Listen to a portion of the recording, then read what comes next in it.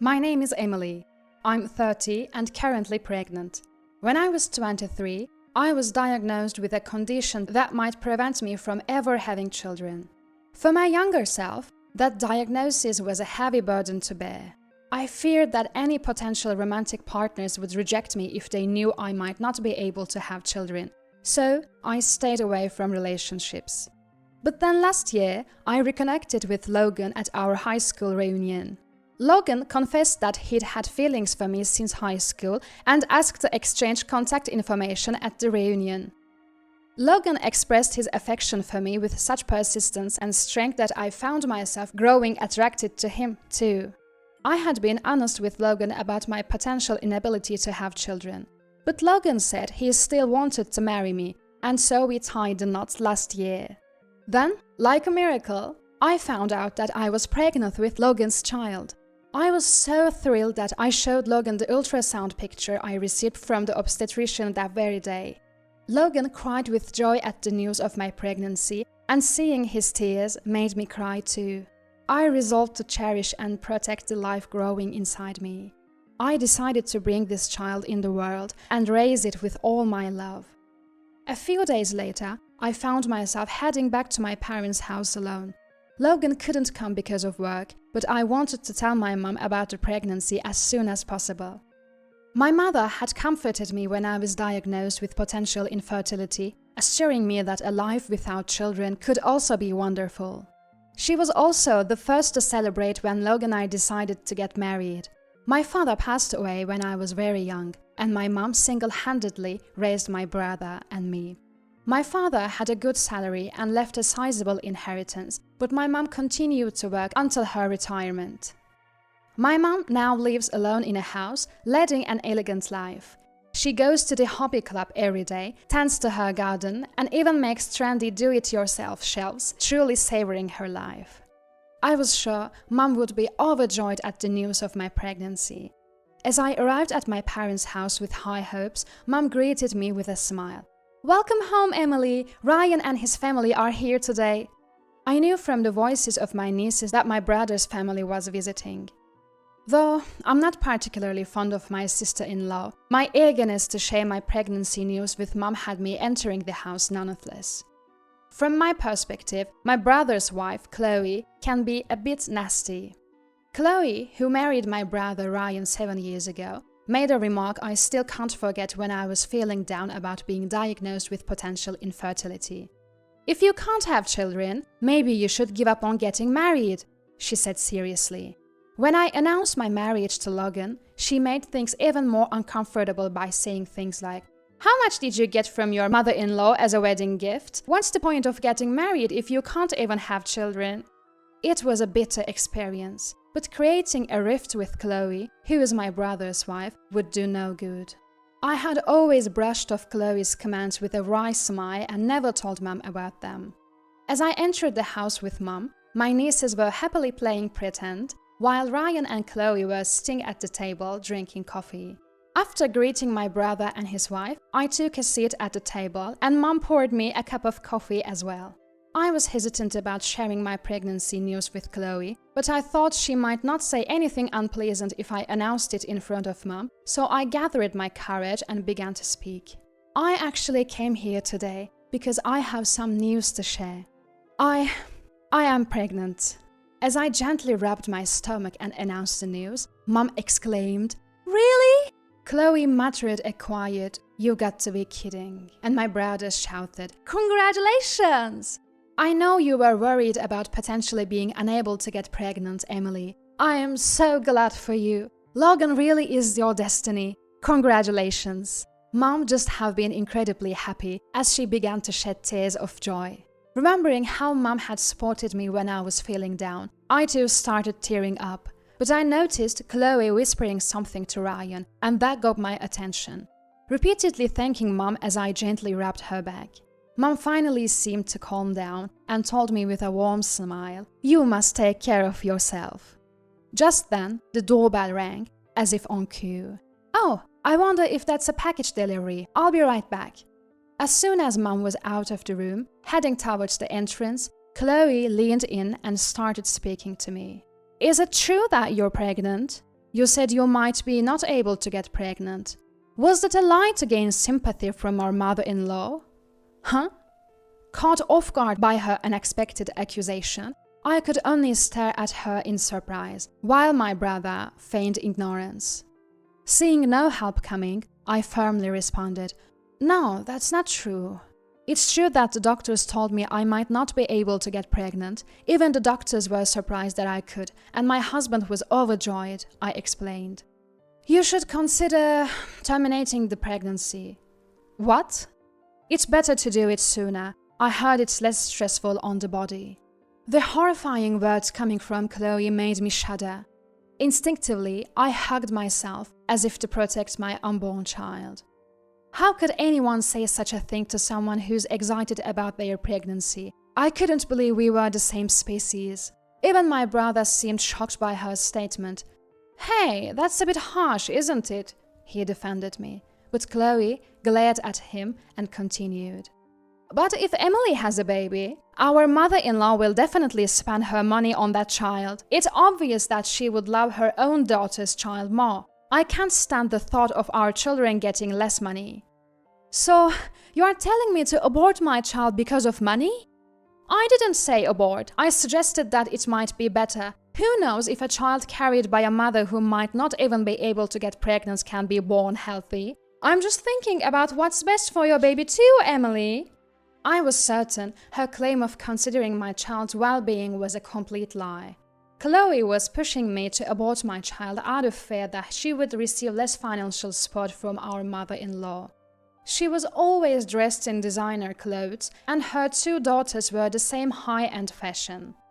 Moreover, she and my brother lived in a large house and drove an expensive foreign car. I knew my brother worked at a sizable company and earned a good salary, but I couldn't imagine it would be enough for such luxuries. Though it was hard to believe, I deduced from our conversation that my brother and his wife were receiving a significant amount of money from our mother-in-law. "I have no intention of receiving financial support from Mum. Please stop suggesting that I should terminate. The baby can hear you." Chloe snorted at my words.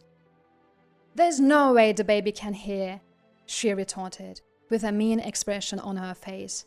To me, she looked like a devil. When my mum returned, my brother and his wife suddenly became restless. It quickly became clear that they were afraid I would tell my mother about their behavior. "Since it's almost lunchtime, should we order takeout?" "Ah, that sounds great. Let's have pizza. Pizza sounds nice." "I think I'll head home. I'm feeling a bit tired." I was frustrated with my brother and his wife for planning to splurge on lunch. But more than that, I was feeling suffocated sharing the same space with Chloe. As I stood up and explained my mum that I didn't want to impose, she looked concerned and asked, "Are you sure you're okay?" I just smiled and nodded before leaving. That night, when Logan came home, I told him about what had happened, my mood still low. Logan was furious with Chloe. "I'm going to call her and give her a piece of my mind right now," he fumed. But I stopped him. If we, who were relatives after all, started a fight with Chloe, it would cause unnecessary trouble for my mum. However, I couldn't stand seeing my mum being treated like a cash cow by Chloe. I decided to report today's events to her. A few days later, once I confirmed that my brother and his wife weren't visiting, I went to my mum's home and explained the situation. She smiled warmly. "I've known that Ryan and Chloe have been depending on my money," she said. "Just the other day, Chloe said she needed an outfit for a ballet recital. I thought it was for my granddaughter, but I was shocked when I ended up buying clothes for Chloe. But don't worry, I have no intention of forgiving a daughter-in-law who says such things to my sweet daughter, and a son who doesn't stop her." Our always gentle mum was quietly furious. A few days later, my mum summoned both us and my brother's family to her home. Dressed in brand-name clothes as usual, Chloe arrived with my brother. After giving us, casually dressed as always, a thorough once-over, Chloe dramatically tilted her head. "Even if it's just your family home, is that outfit okay? If you need clothes, I can give you some of our hand-me-downs." We like our clothes. We're not into flashy clothes like you, Chloe. When Logan gave her a straight answer, Chloe huffled, I see, and sat down grumpily. I knew Logan was angry when my mom called us, saying, Emily doesn't need to talk to Chloe anymore. He probably wanted to protect me from Chloe. Just as I was feeling grateful for having married such a dependable husband, my mom entered the room with a man.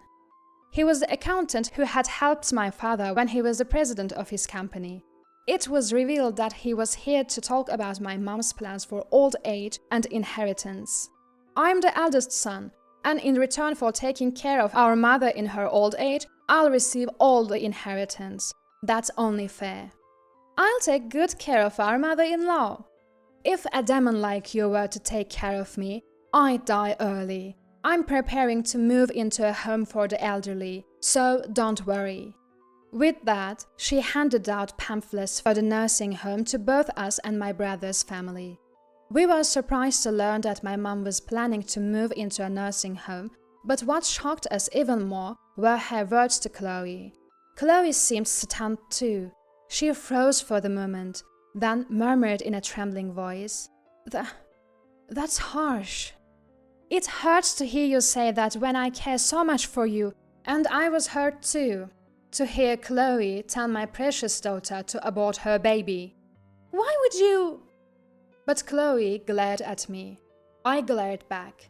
I reported everything to Mom. You tattled on me? Chloe's voice rose in anger, and Logan just shrugged his shoulders. Well, maybe you shouldn't have said something that would cause trouble if it were reported, Logan countered. It's only natural for Emily to tell our mother-in-law if you said something like that. Ignoring Chloe, who was gritting her teeth in frustration, my mom said, Now, let's get back to the matter at hand. As for the distribution of my inheritance, I've decided that all my assets will go to Emily after my death. What? Why, Mom? I'm your eldest son. According to our tax consultant, all of the gifts you received from me during my lifetime should count. My older brother and Chloe, bewildered, could only stare blankly as the tax consultant took out several documents from a file. One by one, my mom laid them out on the table. The cost of your wedding, your honeymoon, down payment on your house and car. I lent you the money for all of this with the understanding that you would pay me back, but I haven't received a cent in return. The documents laid out on the table were all loan agreements. Each one detailed how much was borrowed from Mom and what for. At the end of each document were the clear signatures of my older brother and Chloe. I've decided not to request repayment for these loans. Instead, I will count them as gifts made during my lifetime. This way, by leaving the remainder of my estate to Emily, I'm making sure everything is equal. You're joking. Next to him, Chloe went after Mom. But Mom, you're going to be spending money on Emily's child from now on, aren't you? Your own daughter's child has to be more precious to you. Isn't that also a gift made during your lifetime? She wants me to use my money solely to enjoy the rest of my life. Therefore, from now on, I will only be giving gifts to my grandchild on special occasions. Chloe seemed far from satisfied, but as the tax consultant calmly explained the property distribution, she seemed to have run out of objections. My older brother, realizing he would not be receiving an inheritance, looked deeply disappointed. The mood in the room was tense and somber. However, I felt a strong sense of relief knowing that Mom wouldn't be treated like a cash machine any longer. After this discussion, my older brother and Chloe stopped visiting our mother's house. So they really did only see me as a wallet, huh? But after my child was born, I started visiting home more often. Whenever she was able to play with her grandchild, she seemed truly happy. Even without the money, just seeing Mom shower my child with love was more than enough for me. I later heard from Mom that Chloe used to mock us for both having jobs. Chloe, who had been a stay-at-home wife, apparently used to make comments like, Emily and her husband are just poor, so they have to work. But now, she works much longer hours than me, to pay for the house and car loans and for her kids' extracurricular activities. Living a lifestyle beyond her means, counting on mom's wallet, she now has no choice but to work as she can't bring herself to lower her standard of living. Ever since she started working, she's been increasingly irritable. Mom says that my brother has been calling more frequently to vent about Chloe. Struggling to balance housework, child-rearing, and work, their home is always in a mess, and there seems to be no end to their problems. I've heard that my brother is even considering divorce. Right now, my husband and I are pouring our love into our child that came us like a miracle. Of course, we don't receive any support from Mom, so we are working on hard to save for our child's future education. Despite the busy days, just seeing our child smile makes us feel, let's do our best again tomorrow. I can only hope that my brother and Chloe will adopt to a lifestyle within their means and be able to sustain their marriage.